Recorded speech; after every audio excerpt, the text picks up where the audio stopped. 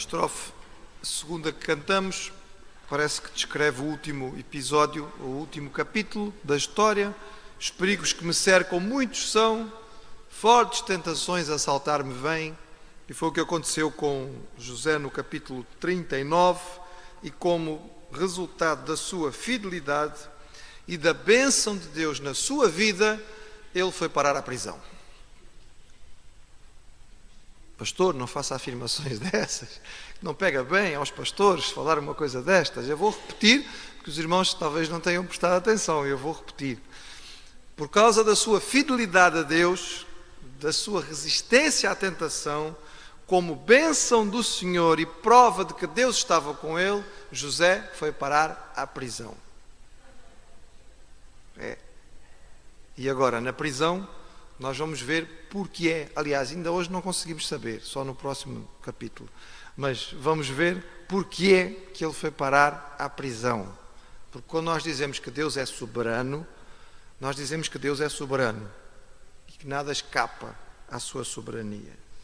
Mais uma vez, os sonhos vão ser elemento fundamental na vida de José.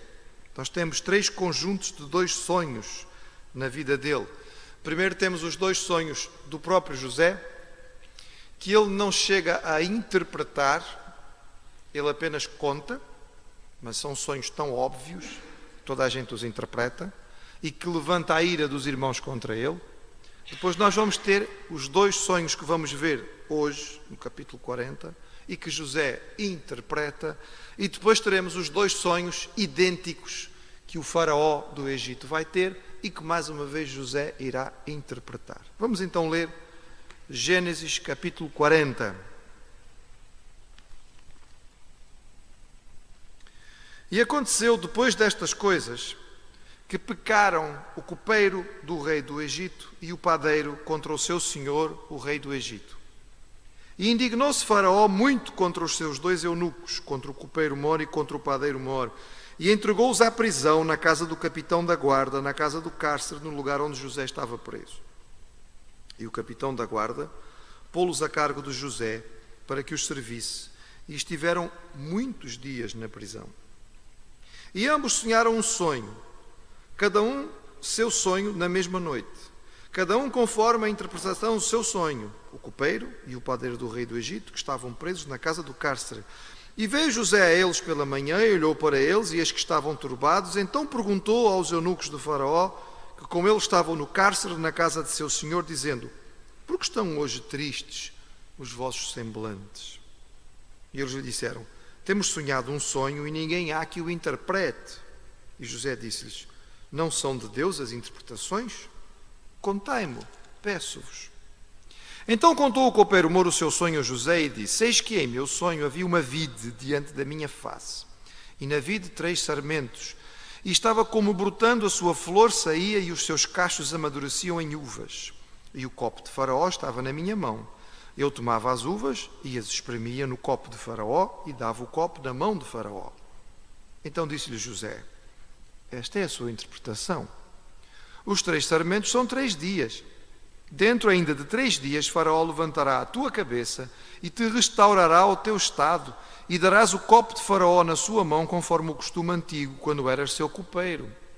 Porém, lembra-te de mim quando te for bem, e rogo-te que uses comigo de compaixão, e que faças menção de mim a Faraó, e faz-me sair desta casa, porque de fato fui roubado da terra dos hebreus, e tão pouco aqui nada tenho feito para que me pusessem nessa cova. Vendo então o padeiro Mor, que tinha interpretado bem, disse a José: eu também sonhava, e eis que 3 cestos brancos estavam sobre a minha cabeça, e no cesto mais alto havia de todos os manjares de Faraó, obra de padeiro, e as aves os comiam do cesto sobre a minha cabeça. Então respondeu José e disse: esta é a sua interpretação. Os 3 cestos são 3 dias. Dentro ainda de 3 dias Faraó levantará a tua cabeça sobre ti, e te pendurará num pau, e as aves comerão a tua carne de sobre ti. E aconteceu ao 3º dia, o dia do nascimento de Faraó, que fez um banquete a todos os seus servos, e levantou a cabeça do copeiro Mor e a cabeça do padeiro Mor no meio dos seus servos, e fez tornar o copeiro ao seu ofício de copeiro, e este deu o copo na mão de Faraó, mas ao padeiro mor enforcou, como José havia interpretado. O copeiro mor, porém, não se lembrou de José, antes se esqueceu dele. Bem, irmãos, nós não temos uma certeza absoluta, e há alguma discussão entre os entendidos do Antigo Testamento. Não temos uma certeza absoluta do Faraó que este texto relata. Mas há alguma proximidade dos entendidos de que terá sido o Faraó Senusserete II, que reinou entre 1897 e 1878 a.C. Ele também é conhecido como Sesostris II por parte dos historiadores gregos. Ele foi o quarto faraó da 12ª dinastia e foi um faraó conhecido por um reinado muito tranquilo e muito sossegado. Ele investiu muito no oásis de Faium e construiu a sua pirâmide bastante a sul da capital, sendo que o seu reinado também se discute muito quanto tempo terá durado, mas crê-se que aproximadamente 20 anos. Nós temos algumas imagens a respeito dele. Esta é uma estátua deste faraó. As estátuas desta época ainda são muito lisonjeadoras, elas são pouco verdadeiras, elas idealizam um bocado os faraós. Nesta imagem os irmãos podem ver a idealização. O faraó parece um super-homem, não é? Todo cheio, todo musculado, provavelmente não era nada assim, mas pronto, era a ideia do poder e ele é que mandava fazer a obra, portanto ele se queria que lhe fizessem uma estátua bonita, mandou que fizessem esta. Este é o aspecto dele, o tradicional aspecto dos faraós. As imagens são relativamente próximas, isto é, aquilo que se encontrou na sua tumba, na sua pirâmide.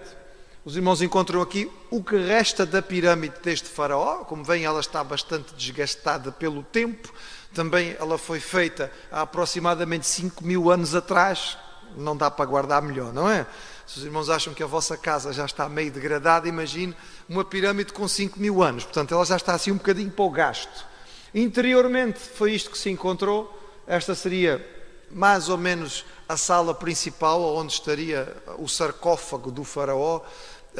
Estes ainda não são os faraós mais ricos da história, a história vai trazê-los mais ricos mais para a frente, e esta estela é onde se contam os feitos principais do reinado deste faraó Senusserete II. Como os irmãos veem, os nomes são todos muito fáceis, não é? O pai dele chamava Amenemés II. Então os irmãos veem que os nomes são todos muito fáceis. Se algum jovem queira tomar nota para os nomes dos seus filhos mais tarde, aproveita a oportunidade. Os cargos mencionados aqui na história são encontrados em vários achados arqueológicos e em várias pinturas e desenhos da época. Tanto o copeiro quanto o padeiro tinham importâncias significativas naquela época. O copeiro mor tinha um cargo muito importante. Ele era uma espécie de provador e também administrador. Ao mesmo tempo que ele administrava aquilo que chegava à mesa do faraó, ele era o responsável número 1 por comer e beber antes do faraó poder comer e beber. Normalmente eram indivíduos assim um bocadinho gordinhos, não é? Porque andavam sempre a experimentar a comida e a bebida antes que o faraó pudesse comer. Se trouxessem 20 pratos diferentes, ele tinha pelo menos que experimentar um bocadinho de cada, o que dava trabalho, não era? Para algumas pessoas que era um bom trabalho. Era um trabalho que representava um grande risco, porque temos que lembrar que um número significativo de reis da história desta época antiga foram mortos através de venenos. E a arte de preparar venenos, os mais elaborados, que não se percebia no sabor e no gosto, era interessante e era muito significativo. Daí que estes indivíduos tinham que ter um alto grau de confiança por parte dos reis. Quem ocupou uma posição semelhante no Império Persa, sabemos nós, foi um irmão nosso, ou seja, um servo do Senhor chamado Neemias, não é? Foi também o copeiro mor, mas do imperador persa Artaxerxes. Aqui nós temos o copeiro mor, não sabemos o que foi que aconteceu, mas ele portou-se mal e o faraó mandou prendê-lo. Igualmente o padeiro não tinha uma posição tão importante, mas tinha responsabilidade de preparar tudo aquilo que era comido do ponto de vista da arte da padaria, da pastelaria, digamos. Mas não pensem que a pastelaria começou agora, pelos vistos isto já é muito antigo, não é? Eu não sei se ele era especialista em pão de mafra ou alguma coisa do género, mas era ele que fazia os pães e os bolos e os doces para o rei comer, e também correu-lhe mal as coisas e ambos foram parar à cadeia. A prisão de ambos não é definitiva. Percebemos que a prisão deles é temporária, é uma prisão que é guarda-sentença. Ou seja, o faraó mandou prendê-los, enquanto pensa e decide que fim vai-lhes dar. Parece que esta decisão demora, porque o texto diz que eles passaram ali muitos dias, e esta expressão normalmente denota um período significativo, ou seja, não foram apenas alguns dias ou semanas, mas provavelmente alguns meses eles estiveram ali presos. Eles não foram presos em qualquer lugar, vemos que eles são presos de nível superior, não é qualquer um. O copeiro mor era um indivíduo que convivia constantemente com o faraó, não podia ser preso numa prisão comum, com prisioneiros normais, com criminosos normais. Eles são colocados naquilo que é descrito aqui como a casa do capitão da guarda, ou o cárcere do capitão da guarda. Portanto, era um cárcere especial para presos de elite, ou talvez presos políticos, e que ficavam numa situação diferente. Segundo as palavras de José, no versículo 15, ficamos com a ideia de que era uma prisão subterrânea, porque José diz assim: puseram-me nesta cova, e portanto há a ideia de que seria alguma coisa subterrânea. De qualquer maneira é uma prisão. Pronto. Como são indivíduos de elite, são indivíduos de alta posição, eles foram colocados ali e são servidos. Há um outro prisioneiro que é responsável por servi-los, mesmo quando estão presos, porque mesmo na cadeia parece que há hierarquia, e é natural que fosse escolhido um escravo estrangeiro, como no caso de José, um hebreu, para fazer este trabalho. Agora, há um pormenor aqui muito interessante, não sei se os irmãos perceberam. Diz aqui que eles foram colocados na prisão sob a responsabilidade do capitão da guarda, e também que o capitão da guarda os pôs a cargo de José. Acontece que no capítulo anterior é-nos dito que o capitão da guarda era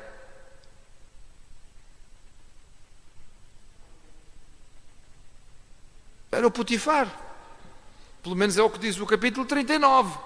Ou havia outro capitão da guarda, ou então existe a possibilidade de que o próprio Potifar era o responsável por esta prisão. Põe lá o José porque está zangado, não o matem, nós já discutimos isso semana passada, não vamos discutir de novo, mas passado pouco tempo já tem uma atitude de cuidado para com José, ou tinha passado a fúria, ou ele foi percebendo que a mulher dele se calhar não era assim de grande confiança, ou a atitude de José foi-lhe trazendo ao coração a certeza de que afinal se calhar ele é inocente, mas não podia libertá-lo porque ficava mal com a mulher. Bem, nós não sabemos.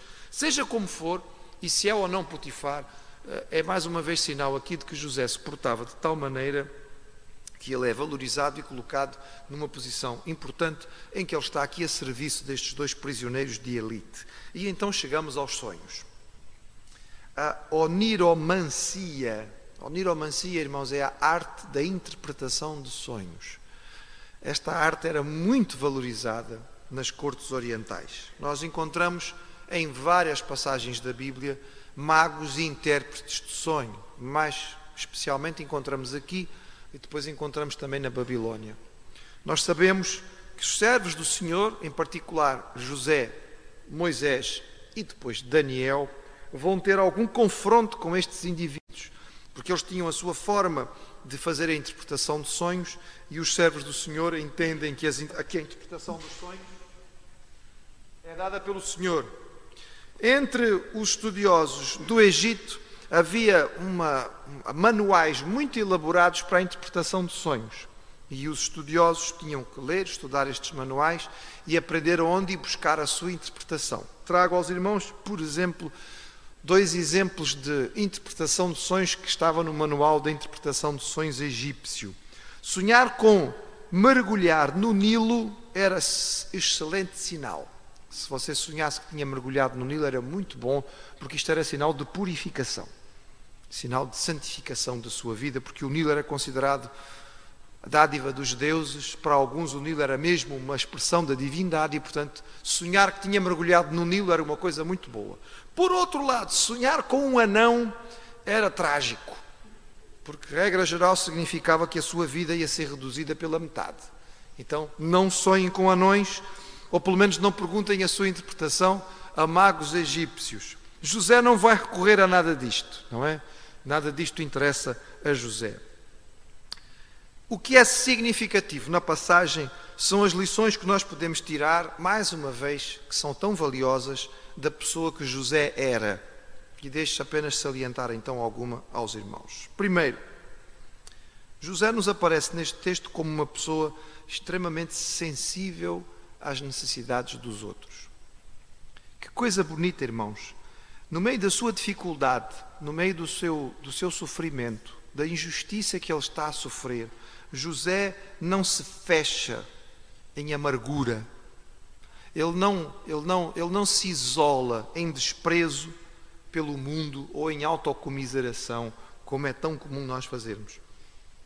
Quando as coisas nos correm mal, a nossa primeira tendência é ficarmos zangados com o mundo inteiro, achamos que toda a gente é tudo igual, nada presta e queremos cá saber dos outros, não é? Podem ir para onde quiserem porque nós temos os nossos próprios problemas e não estamos interessados em ouvir e em ver os problemas de ninguém. E se alguém porventura nos aparecer com alguma dificuldade, a primeira coisa que nós vamos fazer é responder: eu também tenho os meus problemas. Ou você pensa que a minha vida é um mar de rosas? Não é nada esta a atitude de José. É um jovem que passou por todo este drama, irmãos. Vamos lembrar rapidamente.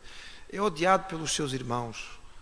É vendido pelos seus irmãos como escravo. Vai parar numa terra estranha que ele não conhece. Ali ele tem que aprender os costumes, uma língua, ele é tratado como inferior porque pertence a uma outra raça. Consegue ultrapassar tudo isso pela sua capacidade, pela bênção de Deus, mas também pelo seu trabalho e pelo seu esforço. E quando as coisas estão a correr-lhe bem, ele é novamente injustiçado. Não porque faz o mal, mas porque vence a tentação, porque resiste à tentação. E em vez de ser premiado, vai parar à cadeia. Irmãos, se alguém tinha razão para sentar-se num canto a chorar em depressão, era o José. Mas não é isso que nós vemos. Nós vemos um jovem que tem uma sensibilidade à dificuldade do outro. Ele chega ali de manhã, olha para a cara daqueles dois homens e diz assim: porquê é que vocês estão tristes? Claro que à primeira leitura a pergunta pode parecer um bocado assim: Zé, desculpa lá, nós estamos numa cadeia, aquilo que tu querias que a gente fizesse, estivesse aqui a dançar, mas não é o caso. Ou seja, ele já convive com eles há bastante tempo, já sabe o temperamento destes homens, já sabe como é que eles se comportam. Ele chega ali de manhã, olha para eles e vê: à noite correu mal, o que é que aconteceu? Porquê é que vocês estão assim? Porquê é que o vosso semblante está triste? Porquê é que vocês estão com a cara caída? O que foi que sucedeu? No meio desta dificuldade toda, eu percebo que isto não está a correr bem, mas aconteceu mais qualquer coisa. Portanto, esta sensibilidade é uma coisa extraordinária.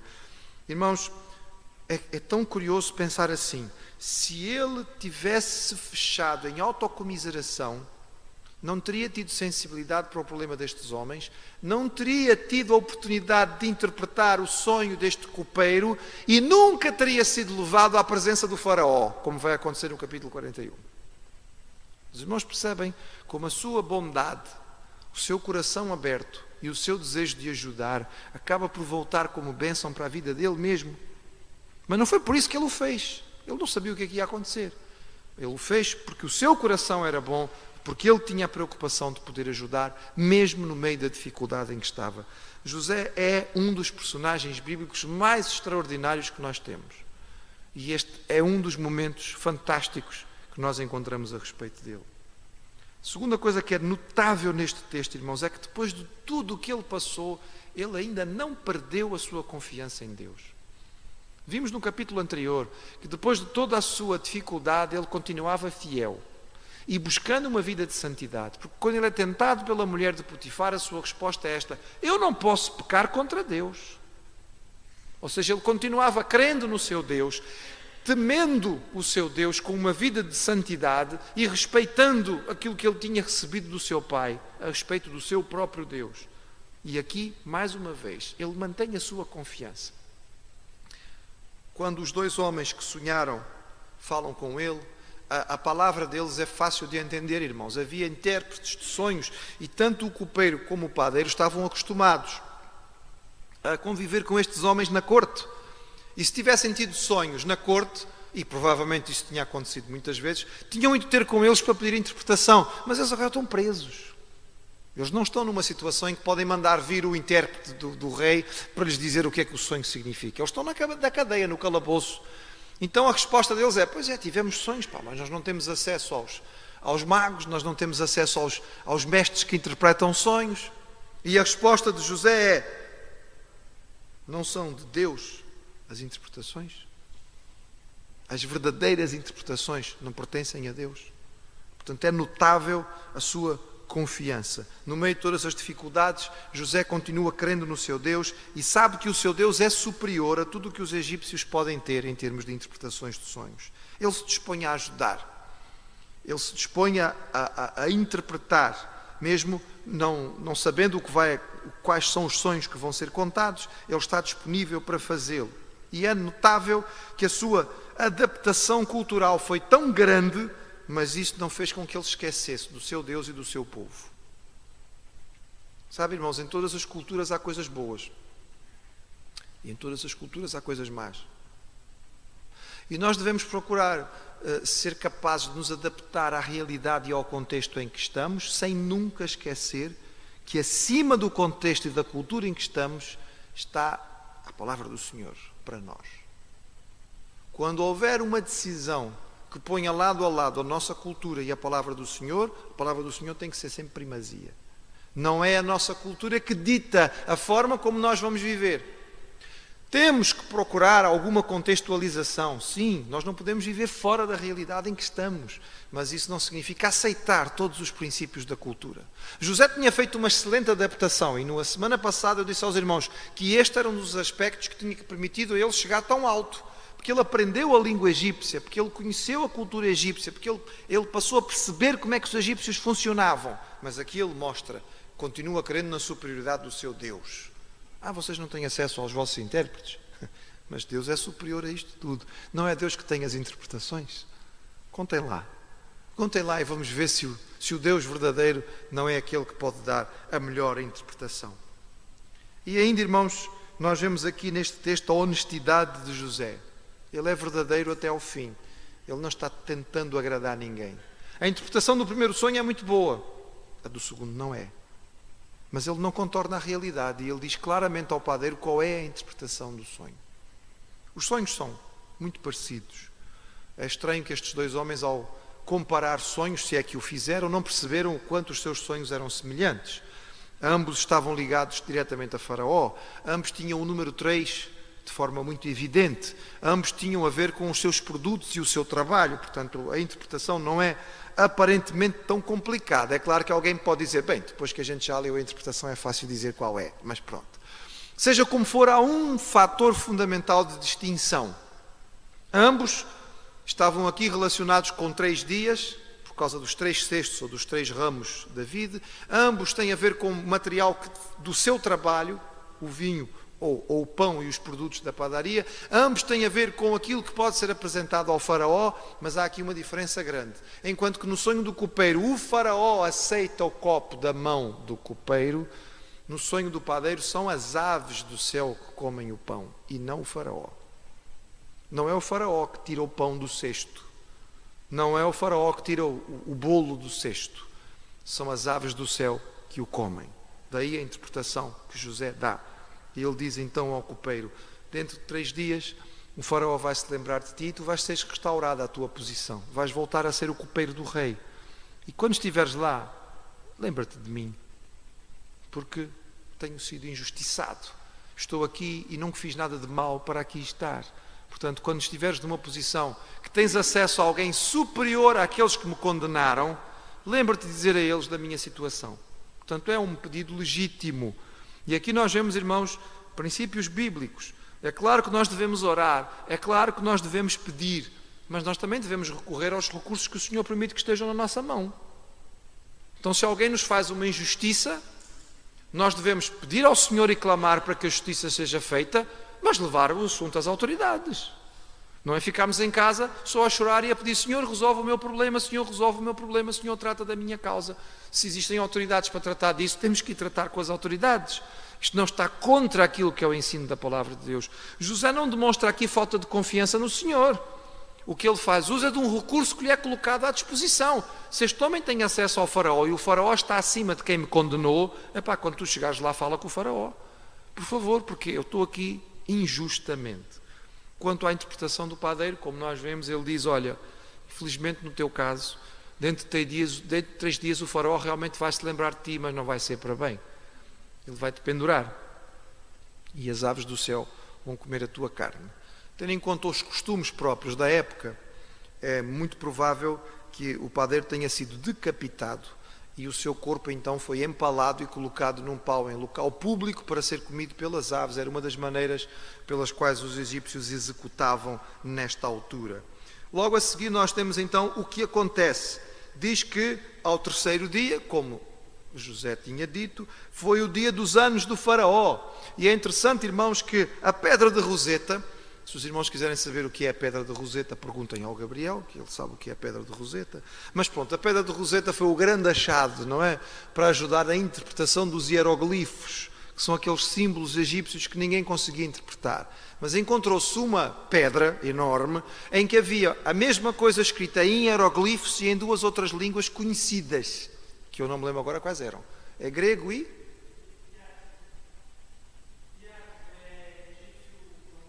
egípcio normal. Pronto, é aquilo que ele disse, irmãos. Portanto, estava em grego e estava no egípcio normal, e a partir daí conseguiu-se fazer a interpretação dos hieroglifos, e isto foi um grande avanço. Na pedra de Roseta está descrito, entre outras coisas, que realmente era costume no aniversário do faraó serem libertados alguns presos. E isto combina, claro, apenas confirma aquilo que é o relato bíblico, que diz que no dia do seu aniversário o faraó lembrou-se destes 2 indivíduos, mandou trazê-los à sua presença. Nós não temos aqui os pormenores dos casos, mas o padeiro foi morto e o copeiro foi restabelecido à sua posição.